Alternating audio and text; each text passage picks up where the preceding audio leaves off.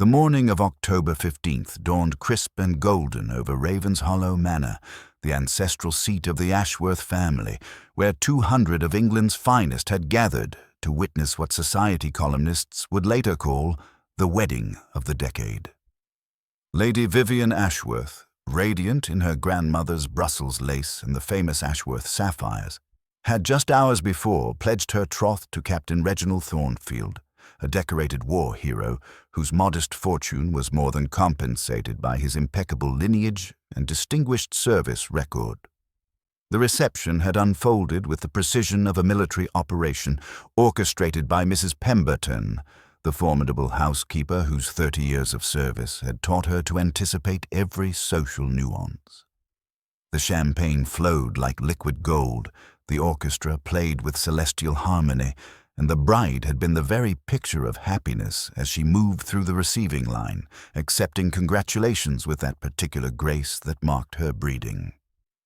Yet those who knew Lady Vivian well, and there were several among the wedding party, might have noticed a certain pensiveness behind her radiant smile, a shadow of preoccupation that seemed at odds with the joyous occasion. Her stepmother, the elegant Mrs. Ashworth, had remarked to several guests about Vivian's wedding nerves, while her cousin, Miss Dorothea Fairfax, had observed with characteristic directness that Vivian seems rather like a bird in a gilded cage today. The key players in this drama formed an interesting tableau. Lord Ashworth himself, a man of considerable wealth derived from railway investments, possessed the bearing of one accustomed to command, though those who knew him well understood that his authority had always been tempered by genuine affection for his only daughter. Captain Thornfield, the groom, carried himself with military precision, his devotion to his bride evident in every glance, though some whispered that his ardor was matched only by his appreciation of the Ashworth fortune. Among the wedding party, several figures would later prove significant to the tragedy that was to unfold. Mr. Edmund Hartwell, the groom's best man and longtime friend, possessed an easy charm that masked a keen intelligence and, some suggested, a certain ruthlessness in business matters. Miss Dorothea Fairfax, the bride's cousin and maid of honor, had been raised alongside Vivian and was perhaps the only person who truly understood the complexities of her character. Dr. Marcus Whitfield, the family physician and longtime friend, moved through the gathering with the quiet confidence of one trusted with the most intimate secrets of the county's finest families. The photographer, Monsieur André Beaumont, had arrived from London with an impressive array of equipment and an even more impressive French accent. His specialty, he explained to anyone who would listen, was capturing the essence of the moment through the art artistry of light and shadow. To achieve this effect, he employed a curious device, a small brazier containing what he called atmospheric compounds that produced a fine, translucent smoke to soften harsh shadows and create an ethereal quality in his portraits. It was this very device that would later assume such sinister significance. The bride's final public appearance had been on the Manor's famous Rose Terrace, where she had stepped outside during the afternoon's festivities, explaining to several guests that she wished a moment's respite from all the excitement. She had been seen speaking quietly with her maid, Sarah Collins, about arrangements for the evening's entertainment, and had mentioned to her stepmother her intention to rest briefly in the conservatory before the evening dancing commenced. The conservatory at Ravenshollow was Lady Vivian's particular sanctuary, a magnificent glass structure housing an exotic collection of orchids and tropical plants that had been her passion since childhood. It was there, among the blooms she had tended with such care, that death claimed her with a swiftness that spoke of both premeditation and intimate knowledge of her habits. The discovery came at 4:30, when Sarah Collins, growing concerned about her mistress's prolonged absence, ventured to the conservatory to inquire about preparations for the evening's festivities. What she found there would haunt her for the remainder of her days. Lady Vivian lay among the orchids, her wedding dress spread around her like fallen petals, her face peaceful as if in sleep. Yet the stillness of death clung to her, and from between her pale lips a thin wisp of smoke still curled upward, though no cigarette or pipe could be found anywhere in the vicinity. The acrid scent of burning herbs hung in the humid air, mingling strangely with the perfume of exotic blooms. Dr. Whitfield, summoned immediately, conducted his examination with the reverent care due to one he had delivered into the world 23 years before. His findings were as puzzling as they were tragic. Pupils dilated to pinpoints, a faint discoloration around the lips, and clear signs of poisoning, yet no obvious means by which the fatal substance had been administered. "Most extraordinary," he murmured to Lord Ashworth, who stood beside him like a man turned to stone. "The symptoms suggest nicotine poisoning, yet I can find no delivery method, no glass, no food, nothing that might have contained the fatal dose." But it was the conservatory's head gardener, old Thomas Wickham, who made the discovery that would prove most significant to the investigation that was to follow. On the inner surface of one of the great glass panels, barely visible unless one stood at precisely the right angle, words had been traced in what appeared to be condensation. "He knows the secret." The message was ephemeral, visible only when the light struck it just so, and it began to fade even as the small group of witnesses stared at it in horrified fascination. By the time Inspector Morrison arrived from the county seat, only the faintest trace remained, though 3 reliable witnesses, Dr. Whitfield, Thomas Wickham, and Mrs. Pemberton, could attest to its existence.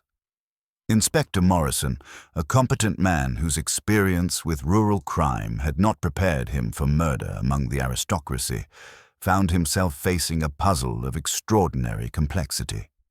The conservatory had been locked from the inside, the key still in Lady Vivian's reticule.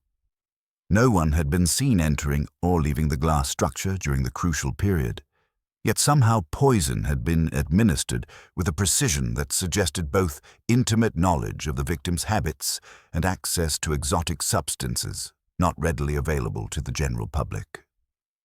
As evening shadows lengthened across the manor grounds, and the wedding guests huddled in shocked clusters throughout the great house, Inspector Morrison came to the uncomfortable realization that this case was beyond his capabilities.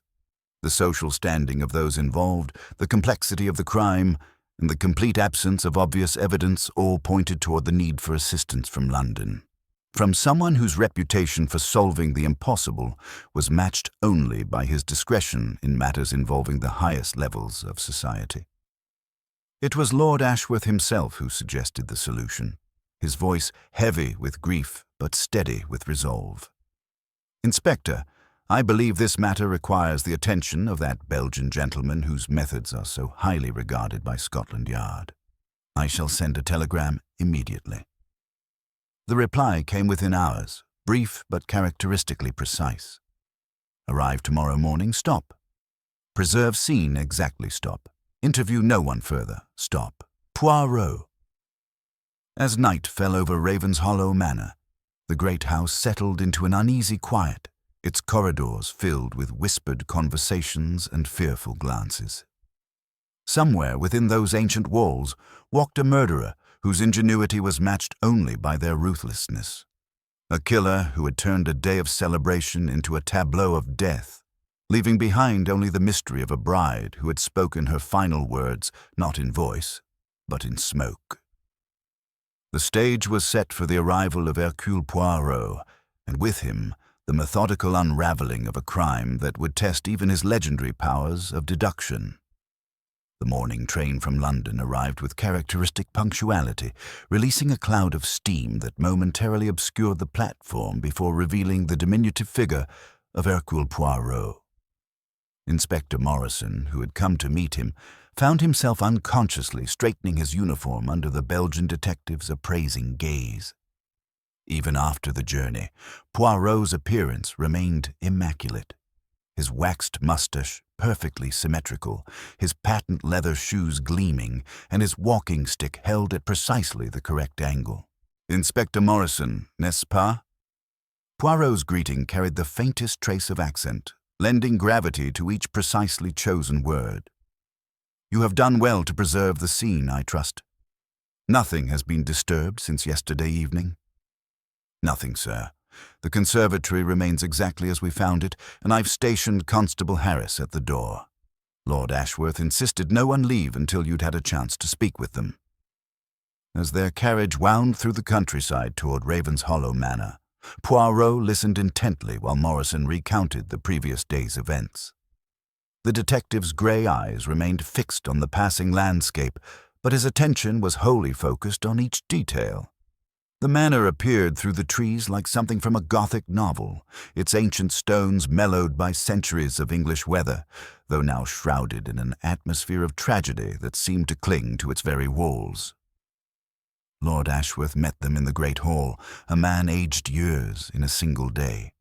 His grief was evident in every line of his face, yet he maintained the dignity expected of his station.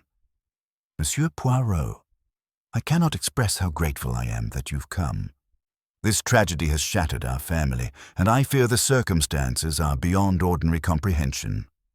Monsieur le Lord, permit me to express my deepest condolences," Poirot replied with grave courtesy. "The death of one so young and on such a day is indeed a tragedy of the most profound nature. But I assure you there is no mystery that cannot be solved through the application of method and logic. Now, if you would be so kind, I should very much like to see the conservatory before I meet with the other members of your household." The conservatory stood like a crystal cathedral at the manor's eastern end, its glass panels reflecting the morning sunlight in brilliant fragments. Poirot approached it with the reverence of one entering a sacred space, his keen eyes taking in every detail. Inside, the humid air still carried traces of that peculiar acrid scent Dr. Whitfield had noted.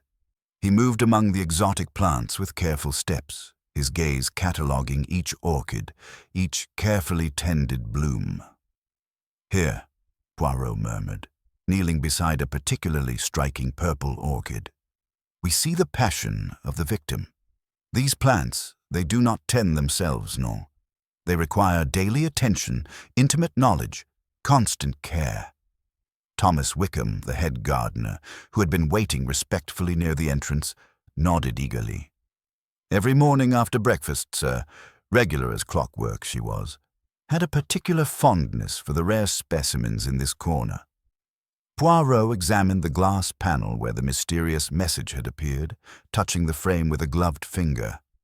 "And you are certain of the exact wording? He knows the secret." "That it were, sir," Wickham confirmed. "You could see it proper when the sun came round, but it faded within minutes." Rising, Poirot smoothed an imaginary speck from his sleeve. "Most curious. Our murderer chose to communicate with us. This is not the action of one who kills in passion or panic. This is the work of someone who wishes us to understand something specific."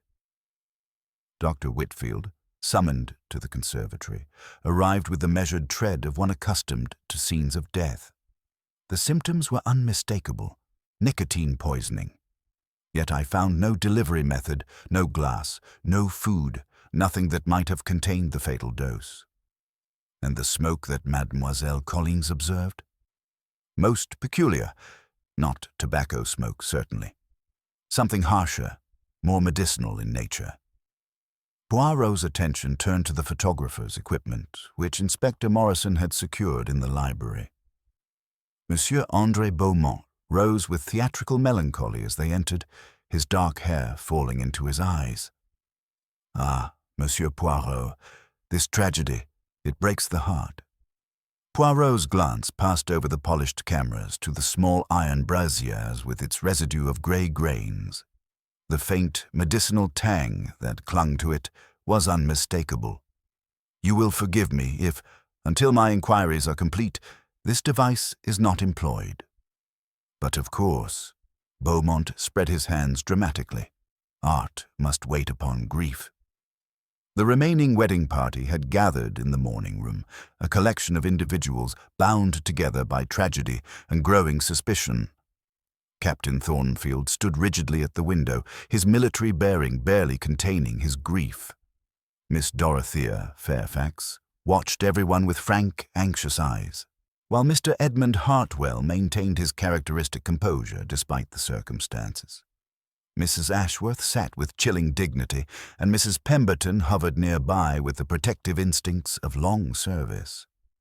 "Mes amis," Poirot announced, his voice carrying easily through the room, "I will speak with each of you individually. For among those who celebrated Lady Vivian's happiness yesterday, one harbored the intention of ensuring she would never see another dawn. The truth, it will emerge. Of this I am certain." Poirot established himself in Lord Ashworth's study, a room whose leather-bound volumes and ancestral portraits spoke of generations of English tradition. He arranged his notebook with characteristic precision, aligning it perfectly with the edge of the mahogany desk, then placed his fountain pen at a precise right angle. Inspector Morrison positioned himself discreetly by the window, understanding without instruction that his role was to observe the subtle interplay between questioner and questioned. "We shall begin with Captain Thornfield," Poirot announced quietly. "In matters of this nature, the husband must always be considered, though I suspect the truth in this case lies in more complex territories." Captain Thornfield entered with military bearing intact, though grief had carved deep lines around his eyes.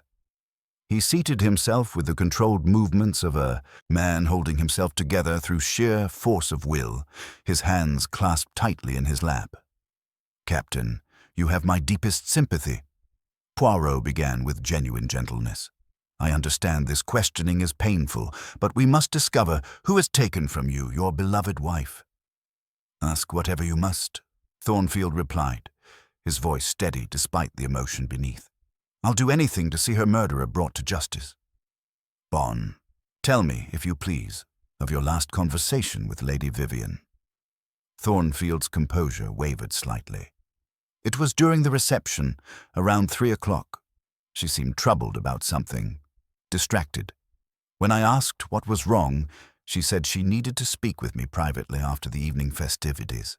She mentioned having discovered something that would change everything, but when I pressed her for details, she insisted it must wait." His voice caught on the memory. "I assumed she meant some surprise she'd planned for our honeymoon, or perhaps some domestic matter.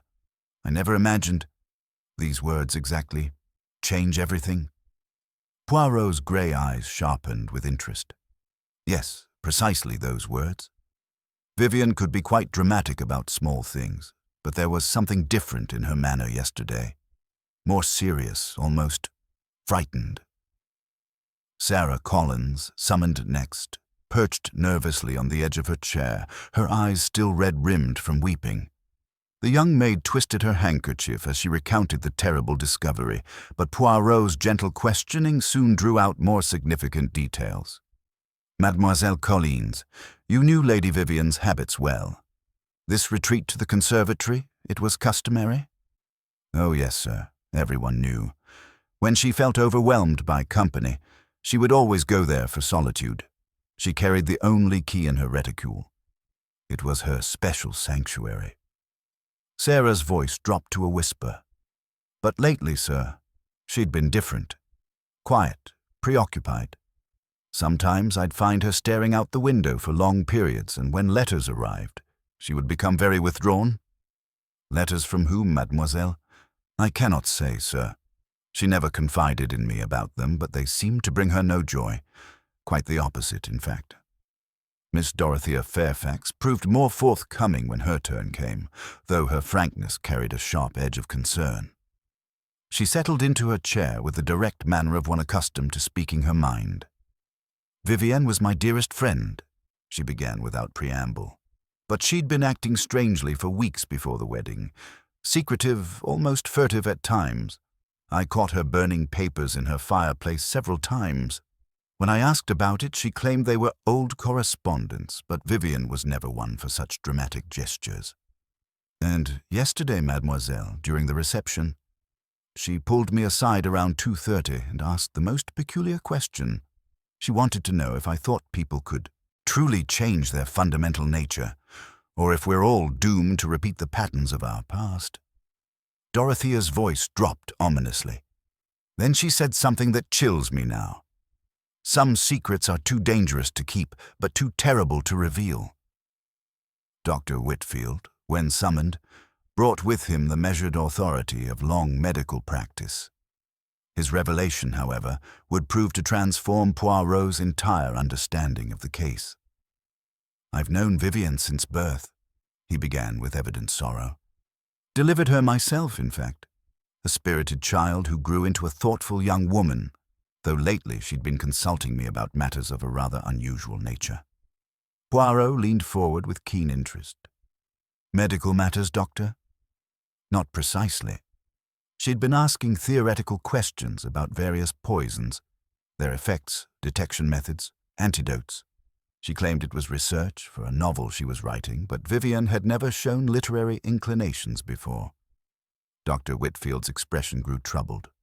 "About 6 weeks ago, these consultations began. She was particularly interested in plant-based toxins, nicotine, digitalis, strychnine. She wanted to know how such substances might be administered without detection." The significance of this revelation hung heavy in the air. Poirot made careful notes, while Inspector Morrison shifted uncomfortably by the window. The implications of a victim researching the very means of her own death, creating an entirely new dimension to the mystery. "Did she seem frightened, Doctor, or merely curious?" "Determined," Whitfield replied after careful consideration, as if she were preparing for something specific.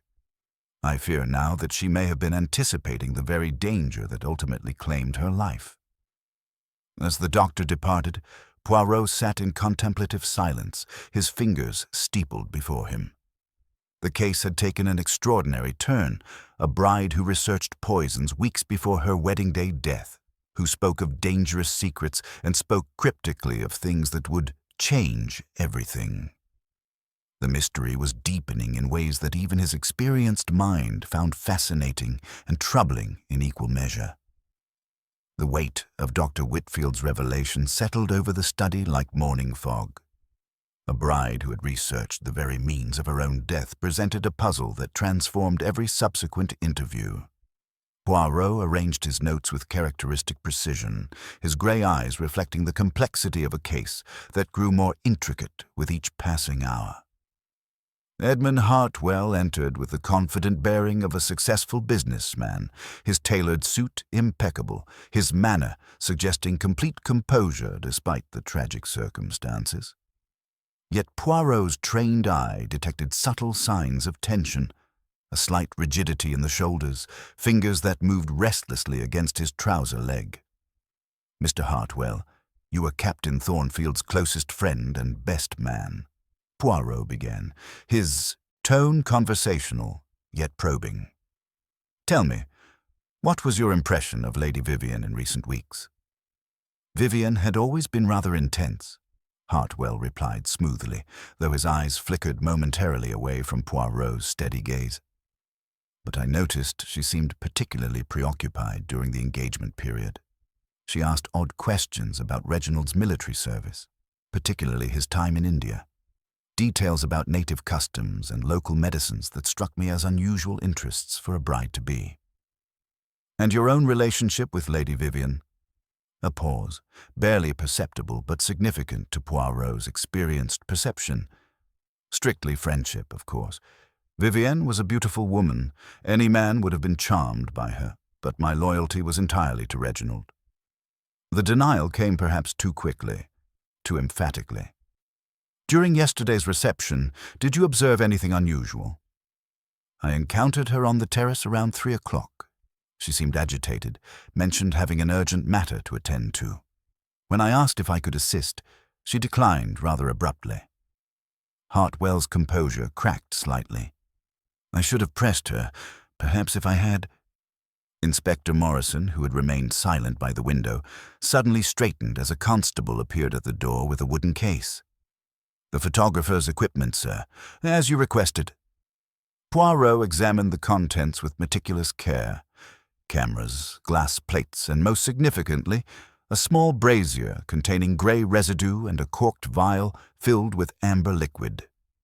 The label, written in neat continental script, read, Extract of Nicotiana tabacum. Monsieur Beaumont? Poirot called, and the photographer appeared with theatrical melancholy, his dark hair falling into anxious eyes.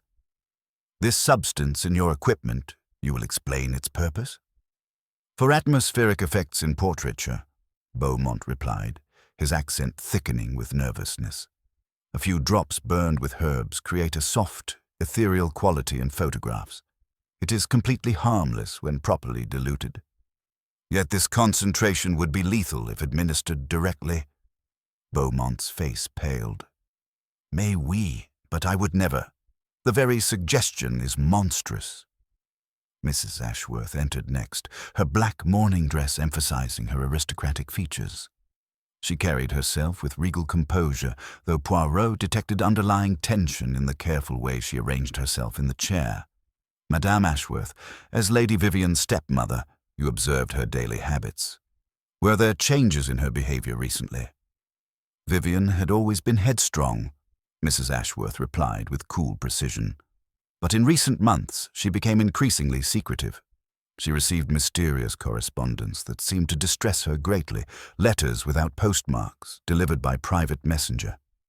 Did she confide the nature of these letters? She claimed they concerned her inheritance, property from her mother's family that she was to receive on her 25th birthday. But these letters caused her anxiety rather than anticipation. Mrs. Ashworth's voice carried a subtle edge. About a month ago, she asked me the most peculiar question, how one might silence a difficult situation without causing scandal.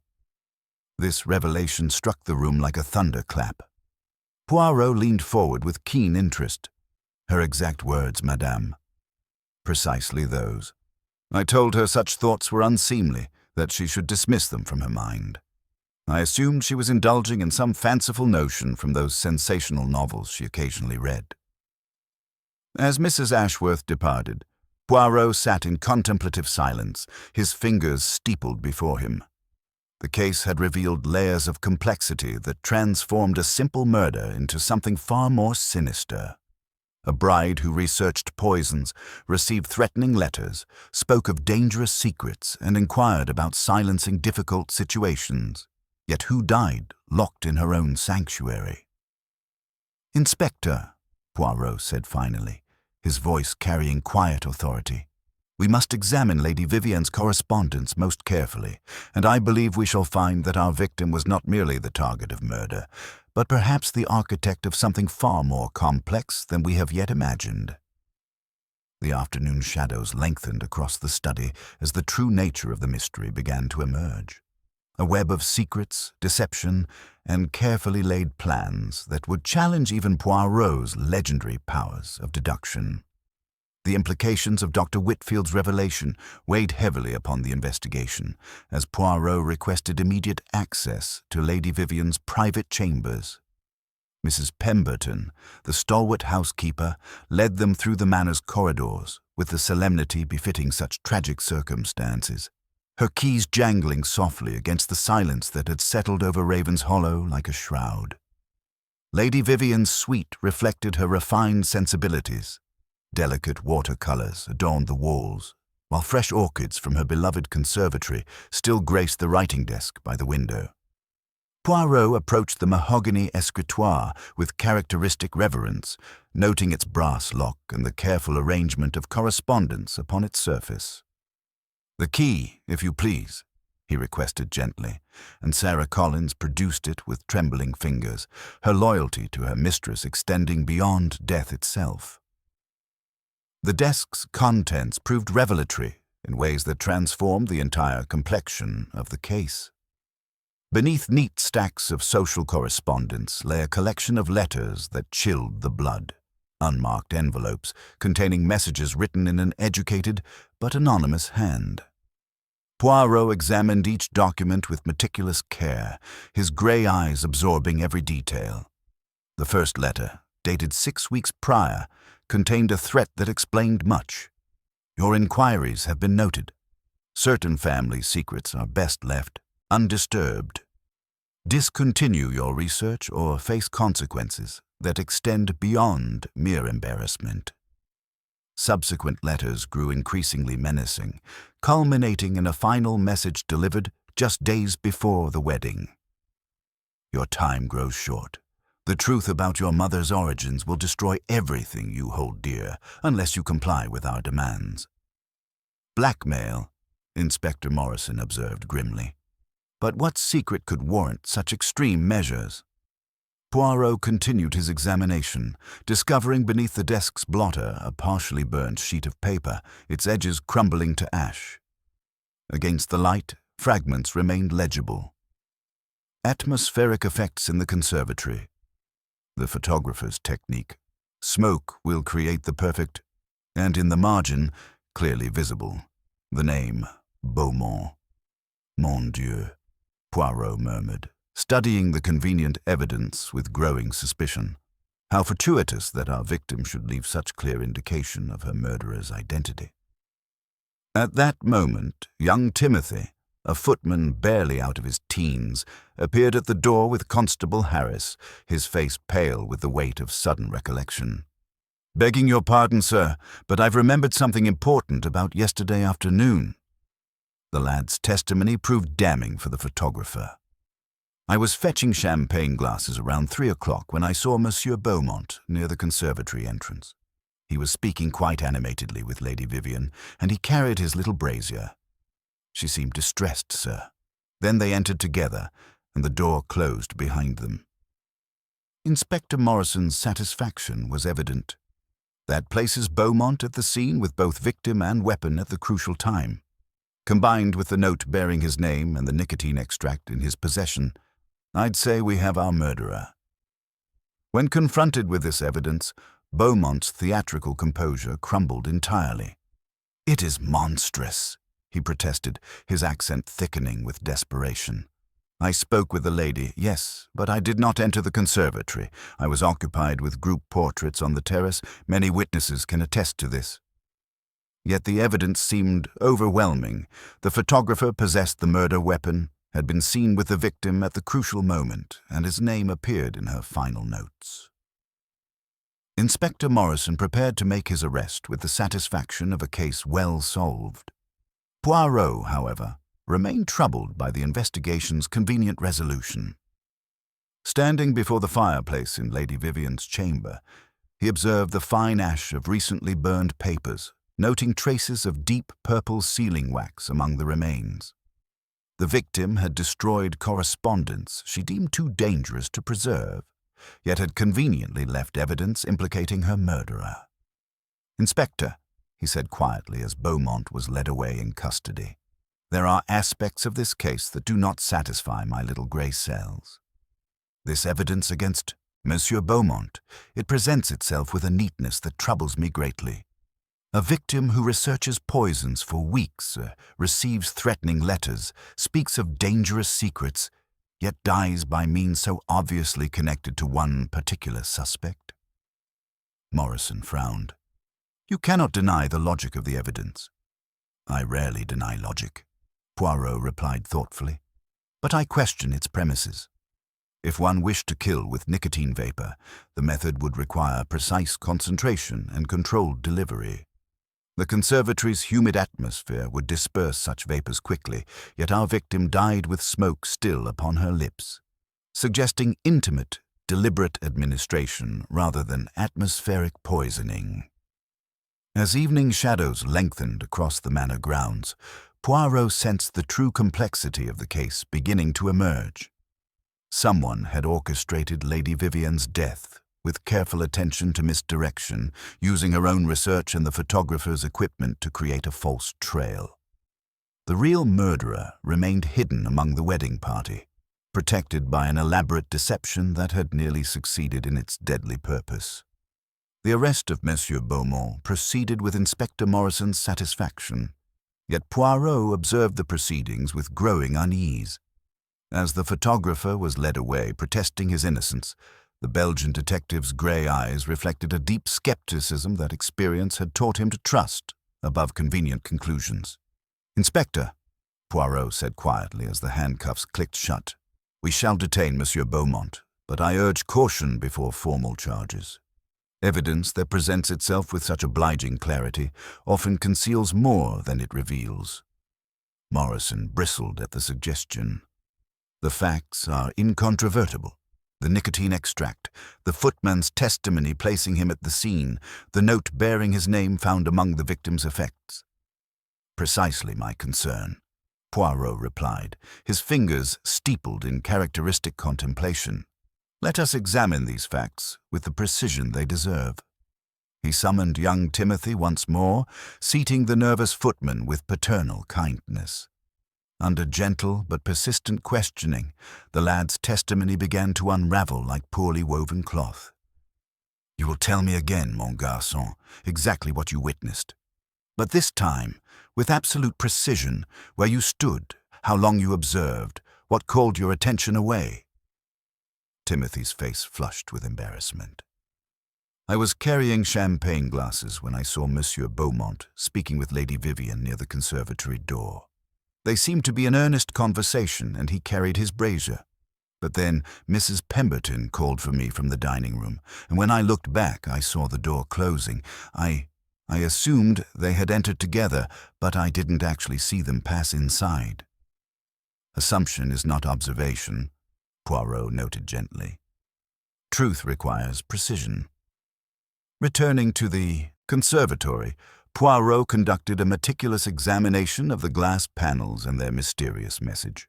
His attention focused on a particular orchid near the eastern bench, a dendrobium labeled Green Bell, which grew beneath a protective bell glass. Lifting the transparent cover, he detected a faint, bitter odor and noticed an almost invisible smear of glycerine around the rim. Observe, Inspector, he said, angling the bell glass toward the afternoon light. Ghostly letters appeared on the curved surface. He knows the secret. The message was first written here, then transferred to the window pane through the natural condensation of the conservatory's humid atmosphere. A clever bit of stagecraft designed to appear at precisely the right moment. This discovery coincided with Mrs. Pemberton's urgent arrival, her usually composed demeanor betraying considerable distress. Forgive the intrusion, gentlemen, but while preparing Lady Vivian's effects, I discovered documents hidden within her jewelry box that cast this entire matter in a different light. The papers she produced proved revelatory. Genealogical records, marriage certificates, and correspondence spanning 25 years. Among them lay evidence that Lady Vivian's mother had been previously married under a different name to a man who died under mysterious circumstances in India just months before her hasty marriage to Lord Ashworth. Most illuminating, Poirot murmured, noting marginal annotations in Lady Vivian's careful handwriting. She had traced her mother's first husband to a regiment stationed in Bombay, the same regiment where Captain Thornfield began his military career. The implications rippled through the investigation like expanding circles on still water. If this information became public, it would destroy the family's reputation and affect Lady Vivian's inheritance rights. The scandal would be devastating to Lord Ashworth, whose fortune was built partly on his wife's supposed noble connections.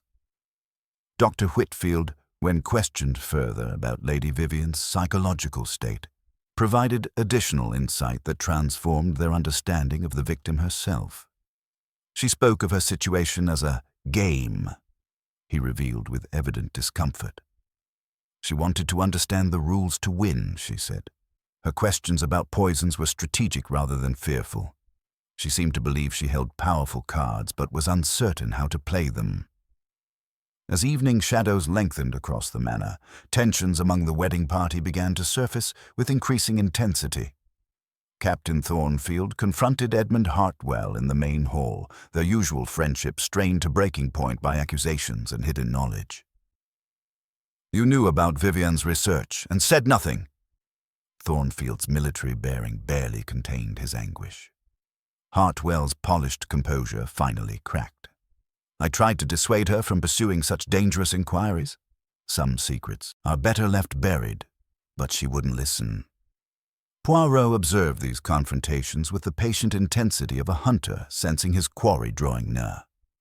The case against Beaumont was crumbling, revealing beneath it a far more complex web of family secrets, strategic deception, and deadly intent. Lady Vivian had not been a passive victim but an active participant in a dangerous game, one that had ultimately cost her life. The revelation of Lady Vivian's genealogical research and the confrontation between Captain Thornfield and Edmund Hartwell had created an atmosphere of barely contained tension throughout Ravenshollow Manor. Poirot observed these developments with the patient satisfaction of a chess master watching his opponents reveal their strategies through increasingly desperate moves. He requested that the household reassemble in the conservatory, a choice that sent visible shivers through the company as they filed beneath the glass vault where death had so recently claimed its victim. The humid air still carried traces of that peculiar medicinal scent, and the exotic orchids seemed to watch the proceedings with alien indifference. "Mes amis," Poirot began, his voice carrying easily through the glass chamber. "We have learned much about our victim's final weeks. Lady Vivian was not merely the target of blackmail. She was an active participant in a dangerous game whose rules she believed she understood." He moved among the orchid benches with characteristic precision, pausing beside the dendrobium labeled Green Bell beneath its protective bell glass. Lifting the transparent cover, he angled it toward the afternoon light, revealing ghostly letters that materialized like spirits summoned from the ether. He knows the secret. Observe how a message prepared in one location can appear in another through the simple mechanics of condensation and humidity, Poirot explained to the fascinated and horrified assembly. Our murderer understood the atmospheric conditions of this sanctuary intimately, the work of someone familiar with Lady Vivian's daily habits and the conservatory's unique environment. Thomas Wickham shifted uncomfortably, his weathered hands twisting his cap. "I never knew such trickery were possible, sir." "Come now, Monsieur Wickham," Poirot replied mildly. "You who understand every nuance of temperature and moisture in this glass cathedral. Such knowledge would be invaluable to someone planning the perfect crime." The detective produced slips of paper and his fountain pen with theatrical precision. "I require a small administrative courtesy from each of you. Please write the phrase, 'He knows the secret,' and sign your name. In matters of correspondence, clarity prevents confusion." Each member of the household complied with varying degrees of reluctance. Poirot collected the samples with keen interest, noting how Hartwell's script showed a leftward slant, how Captain Thornfield's letters maintained military precision, how Mrs. Ashworth's elegant handwriting seemed to disdain the common paper. Most significantly, he observed the formation of certain letters, the pressure of pen against paper, the subtle hesitations that revealed more than words themselves. As the writing samples were gathered, Sarah Collins appeared at the conservatory entrance, her face pale with the weight of new discovery. In her trembling hands, she carried Lady Vivian's jewelry box, its hidden compartment now revealed. "Forgive the intrusion, sir, but while packing my lady's belongings, I found this concealed beneath the false bottom." She produced a partially completed letter written in Lady Vivian's careful script, dated just 3 days before her death. Poirot read the document aloud with grave precision. "I have uncovered evidence of a conspiracy that threatens not only my inheritance but my very life. Should anything happen to me, investigate the circumstances of my mother's first marriage and the death of Lieutenant Alistair Finch in Bombay, 1898. The truth lies in the regimental records and the witness who has remained silent for 25 years." The name struck the assembly like a physical blow. Dr. Whitfield's medical composure cracked entirely, while Captain Thornfield's military bearing wavered as if under enemy fire. Mrs. Ashworth's aristocratic mask slipped, revealing the strain she had concealed beneath layers of proper breeding. "Lieutenant Finch," Poirot continued with inexorable logic, "served with the 14th Bengal Lancers, the same regiment where Captain Thornfield began his distinguished military career. Lady Vivian had discovered that her mother's first husband did not die of fever, as officially recorded, but was murdered. She believed she knew the identity of his killer. The conservatory fell into profound silence, broken only by the gentle drip of condensation from the glass panels above. In that crystalline moment, Poirot sensed the truth hovering just beyond revelation, waiting for the final pieces of evidence to complete the deadly puzzle that had begun 25 years ago in the heat and intrigue of colonial India. The blackmail letters were not sent to silence Lady Vivian's research, he announced with quiet authority, but to prevent her from exposing a murder that would destroy not only reputations, but lives. Someone in this room has carried the weight of that secret for a quarter-century, and yesterday that burden finally demanded the ultimate price. The game was approaching its endgame, and Hercule Poirot prepared to spring the trap that would finally expose the truth hidden beneath layers of deception, family secrets, and carefully constructed lies. The revelation of Lieutenant Alistair Finch's name had struck the conservatory like a thunderbolt, leaving the assembled company in various states of shock and apprehension. Poirot observed each reaction with the clinical precision of a physician diagnosing symptoms, the way Dr. Whitfield's usually steady hands trembled slightly as he adjusted his spectacles, how Captain Thornfield's military bearing seemed to stiffen with old memories, the manner in which Mrs. Ashworth's aristocratic composure required visible effort to maintain. "We shall adjourn for the present," Poirot announced with characteristic courtesy, though his grey eyes missed nothing as the group dispersed with obvious relief. "Inspector Morrison, if you would be so kind as to ensure that no one leaves the premises until our inquiries are complete." As the conservatory emptied, Poirot remained among the exotic orchids, his attention drawn once more to the dendrobium labeled Green Bell beneath its protective bell glass. The humid atmosphere of the glass chamber seemed to whisper secrets, and he approached the specimen with renewed interest, lifting the transparent cover with careful reverence. The faint, bitter odor that had lingered since Lady Vivian's death was stronger here, concentrated beneath the bell-shaped protection. More significantly, the almost invisible smear of glycerin around the rim that he had noted earlier now presented itself as a clue of extraordinary importance. Glycerin was not a substance one would expect to find in a conservatory, yet here it was, precisely positioned on the apparatus that had been used to create the mysterious message. "Most illuminating," he murmured to Inspector Morrison, who had remained nearby. "Observe, mon ami, how this simple garden tool becomes an instrument of both murder and misdirection." Poirot's mind worked with the precision of a Swiss timepiece, connecting seemingly disparate elements into a coherent pattern. The bell glass, with its controlled environment and natural condensation, would serve admirably as a delivery system for concentrated vapors.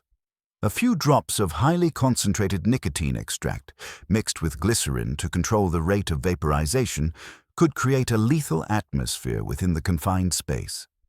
The victim, drawn to examine her beloved orchid as was her daily custom, would inhale the fatal dose before realizing the danger. But this method requires intimate knowledge of Lady Vivian's habits, he continued, his voice carrying the weight of dawning comprehension. Someone who understood not only her love for these particular specimens, but also the precise timing of her visits to this sanctuary.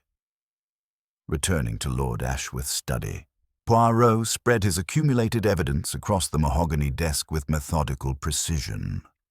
The blackmail letters, the genealogical research, the writing samples collected earlier, each piece contributed to a pattern that was becoming increasingly clear to his analytical mind. He examined the handwriting samples once more, this time focusing not on obvious characteristics, but on subtle indicators of stress and deception. Dr. Whitfield's script, while maintaining its professional precision, showed minute variations that suggested suppressed agitation.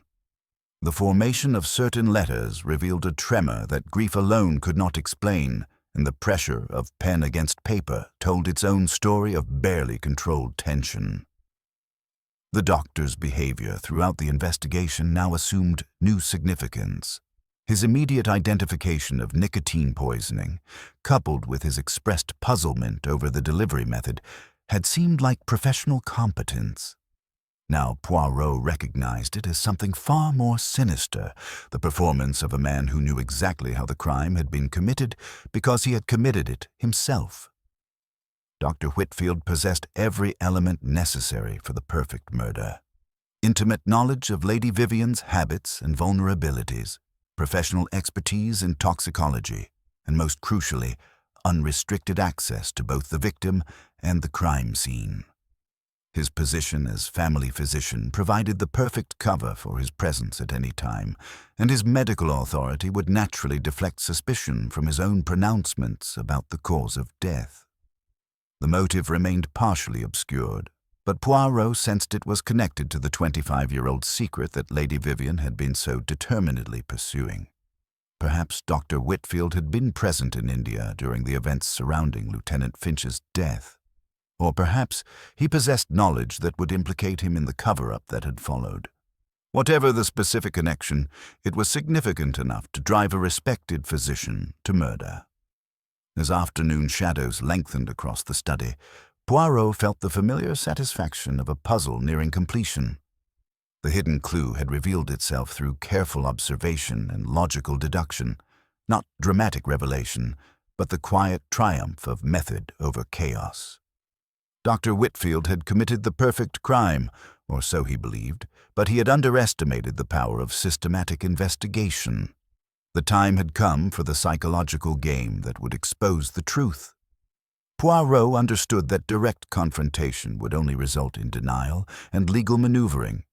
Instead, he would need to apply pressure gradually, allowing the guilty conscience to reveal itself through subtle tells and defensive reactions. The doctor's professional composure would be both his strength and his weakness. Maintaining it under increasing scrutiny would eventually become impossible. Rising from his chair with characteristic precision, Poirot straightened his waistcoat and adjusted his tie. The endgame was approaching, and Hercule Poirot prepared to engage in the delicate psychological duel that would finally unmask Lady Vivian's killer. The bride who had spoken in smoke would have her voice restored through the inexorable logic of detection, and justice would be served with the elegant precision that marked all of Poirot's greatest triumphs. The psychological duel that Poirot had anticipated commenced with characteristic subtlety as he arranged what appeared to be routine administrative procedures. He requested that Lord Ashworth secure Lady Vivian's papers in the study safe, then applied a nearly invisible mixture of graphite and violet powder to both the dial and key before closing the heavy door with ceremonial finality. "Inspector Morrison," he murmured quietly, "we shall announce that a telegram is expected from Bombay concerning Lieutenant Finch and a newly discovered witness. Sometimes the guilty reveal themselves through their attempts at self-preservation." The evening meal proceeded with strained civility, conversation stumbling over unspoken accusations, while silverware chimed against china like distant alarm bells. Poirot contributed little beyond polite observations, but his gray eyes traveled the table with clinical precision. Dr. Whitfield maintained his professional demeanor, yet when Sarah Collins accidentally dropped a serving spoon, his hand jerked so violently that wine splashed across the white tablecloth like spilled blood. As the company dispersed, Morrison conspicuously posted Constable Harris outside the study, then arranged for the young officer to be summoned away on a fabricated errand. In the shadowed alcove of a side corridor, Poirot waited with the patience of a hunter, his pocket watch ticking softly against his palm. The dark figure that glided along the corridor moved with professional assurance rather than criminal stealth. Surgeon's gloves emerged from the sleeve as skilled fingers approached the safe's combination dial with practiced familiarity. Poirot's voice came as gently as a whispered prayer. "Do not trouble yourself, Doctor. In another moment the violet will stain your gloves, and that would prove most inconvenient for your reputation." Dr. Whitfield straightened slowly, his profile maintaining its classical dignity even in defeat. I came to secure papers that could destroy a woman's memory and a family's honor. And to remove evidence that would destroy your own, Poirot replied, stepping into the light. The faint, violet bloom on the glove's fingertips glimmered like accusatory bruises. Shall we speak privately? A scene would serve no one's interests. Inside the study, Whitfield stood at the mantelpiece, gazing down at cold ashes while Poirot settled himself with characteristic precision. The silence stretched between them like a taut wire before the doctor spoke. You have suspected me from the beginning. Why? Not suspected. Observed, Poirot corrected gently. You identified nicotine poisoning before any analysis was possible.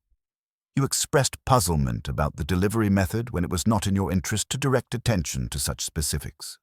Most significantly, you possessed every element necessary for the perfect crime: intimate knowledge of Lady Vivian's habits, professional expertise in toxicology, and unrestricted access to both victim and crime scene.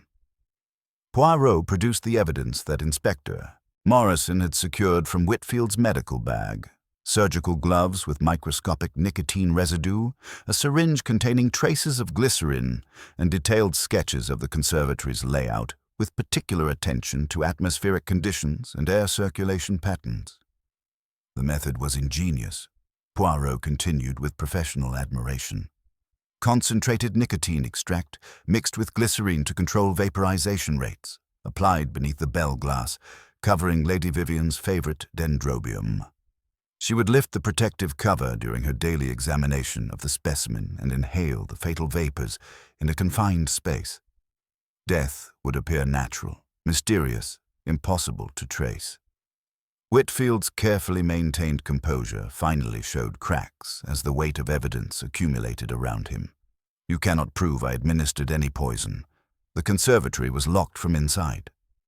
But that is precisely where your intimate knowledge proved both advantage and liability, Poirot replied with quiet triumph.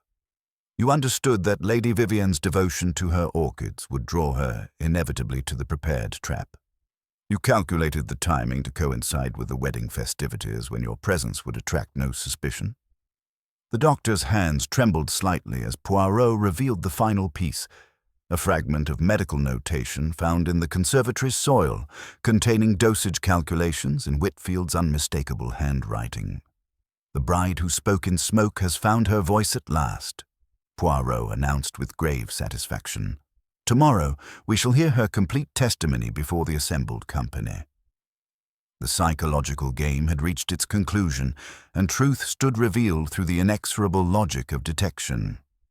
The morning light filtered through the tall windows of Ravenshollow's drawing room as the remaining members of the wedding party assembled for what they sensed would be the final act of their tragedy. Lord Ashworth sat heavily in his customary chair, aged years in mere days, while Captain Thornfield stood rigidly by the mantelpiece, his military bearing barely containing his grief. Mrs. Ashworth maintained her aristocratic composure, though her hands trembled slightly, and Miss Dorothea Fairfax watched with the sharp attention of one who had loved the victim dearly. Poirot entered with characteristic precision, carrying the bell glass from the conservatory with ceremonial care.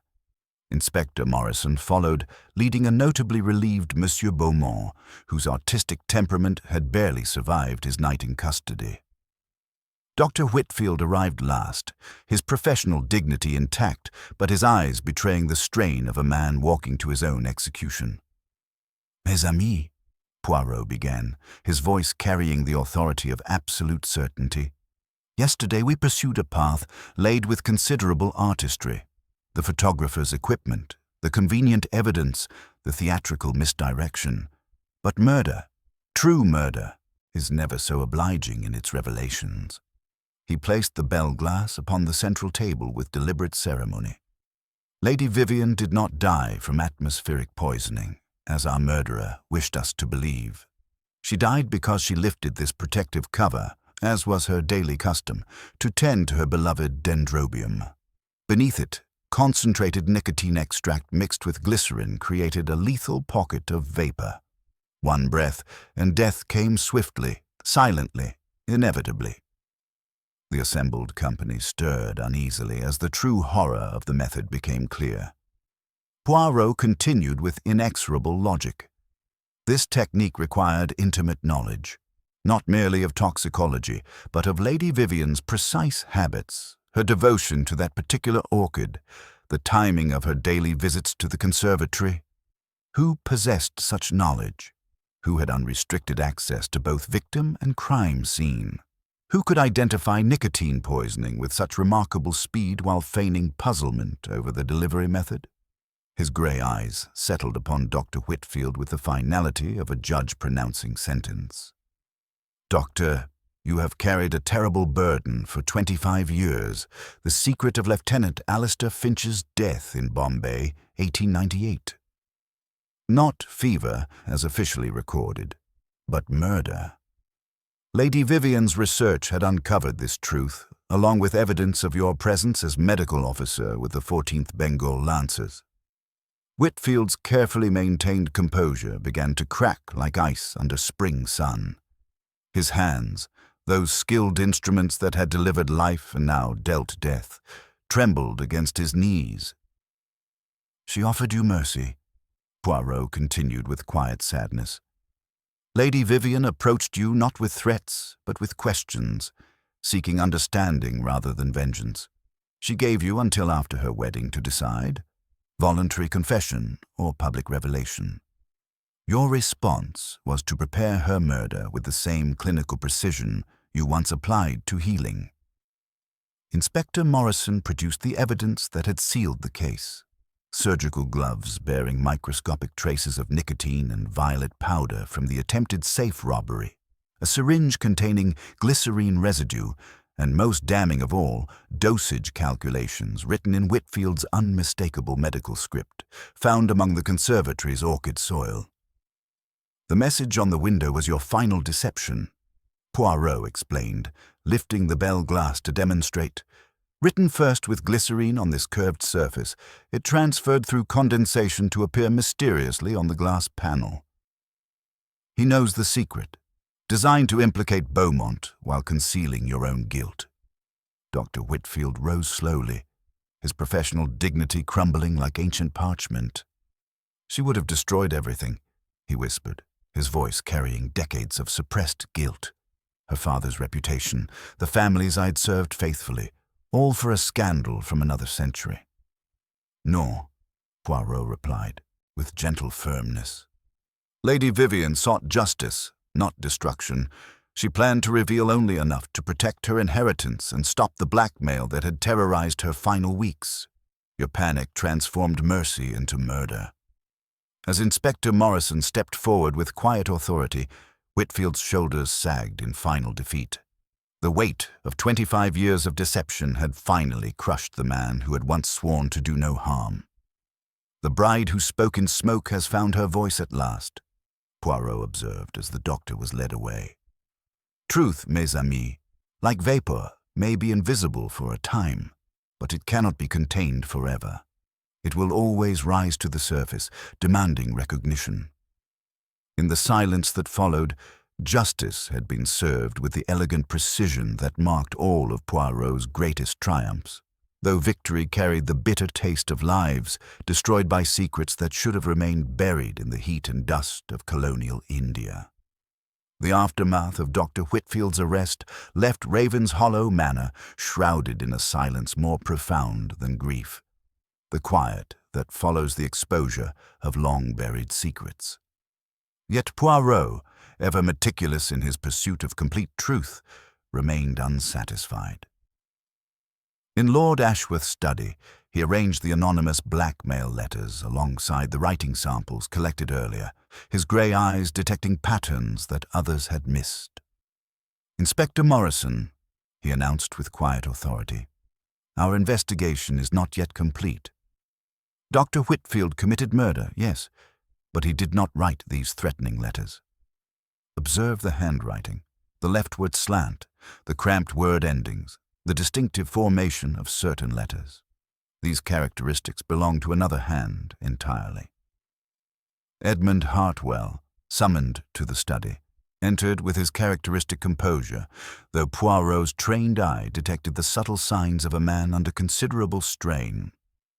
The businessman's usual confidence wavered as the detective aligned one letter beside his writing sample, the similarities undeniable even to untrained observers. "Monsieur Hartwell," Poirot said with grave courtesy, "you discovered Lady Vivian's research into her family history and recognized an opportunity. Your recent financial difficulties, discreet inquiries in London have confirmed them, made the prospect of regular payments quite attractive. You never intended murder, merely profit from another's shame." Hartwell's polished facade finally cracked. "I only meant to prevent a scandal that would destroy everyone. The payments were compensation for my discretion." "Yet your blackmail drove Lady Vivian to desperation," Poirot replied with inexorable logic. "She researched poisons not from fear of you, but because she sensed that Dr. Whitfield, cornered by your demands and her investigations, might resort to violence. Her preparations were defensive, her intentions noble. She planned to confront both of you after her honeymoon, offering redemption rather than ruin." The complete truth now stood revealed in all its tragic complexity. Lady Vivian had discovered not only the 25-year-old murder of Lieutenant Finch, but also Dr. Whitfield's complicity in the cover-up. Rather than seeking revenge, she had crafted a careful plan to resolve the matter privately, protecting her family's reputation while ensuring justice was served. Hartwell's blackmail had corrupted this noble intention, while Whitfield's panic had transformed it into tragedy. As Inspector Morrison led Hartwell away on charges of extortion, the remaining company began to comprehend the true magnitude of Lady Vivian's character. Lord Ashworth wept openly for the daughter whose final act had been one of mercy, while Captain Thornfield found solace in understanding that his bride had died, protecting not only her family, but him as well. Monsieur Beaumont, vindicated at last, approached Poirot with theatrical gratitude. "My art shall commemorate her nobility," he declared, his accent thick with emotion. "Never again shall my atmospheric effects create shadows where light should reign." The conservatory drew Poirot for one final visit among the exotic blooms that had witnessed such tragedy. The dendrobium labeled Green Bell remained beneath its protective cover, innocent now of its role in murder. Thomas Wickham, the faithful gardener, approached with respectful concern. "Her ladyship's orchids, sir, what shall become of them?" "They will flourish," Poirot replied with quiet certainty, "as she would have wished. Beauty persists beyond those who nurture it. It is perhaps our truest form of immortality." Lord Ashworth accompanied him to the station, their conversation touching on matters of healing and remembrance. The old gentleman had aged visibly, yet his bearing retained the dignity that had marked his daughter's noble character. "The scandal, Monsieur Poirot, will it destroy what remains of our family's honor? Truth, Monsieur le Lord, is like morning mist. It may obscure the landscape briefly, but sunlight always burns it away. Your daughter's memory will remain untarnished, her final message one of love rather than accusation." As the locomotive approached with its characteristic cloud of steam, Poirot settled into his compartment with the satisfaction of justice served according to both logic and compassion. The bride who had spoken in smoke had found her voice through the inexorable process of detection, her final testimony one of courage rather than fear. The countryside rolled past as England prepared for evening, its ancient fields carrying the weight of countless secrets beneath centuries of proper behavior. Yet truth, Poirot reflected, possessed its own momentum. Like vapor rising from heated earth, it would always seek the surface, demanding recognition regardless of the cost. In his notebook, written with characteristic precision, appeared the final entry. "The affair at Ravenshollow Manor concluded. The bride's smoke has cleared, revealing not the shadows of guilt, but the light of nobility.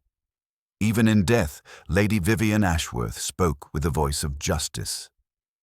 The train carried him toward new mysteries as Ravenshollow settled into evening quiet, its conservatory reflecting starlight like crystallized tears for the bride who would tend her beloved orchids no more.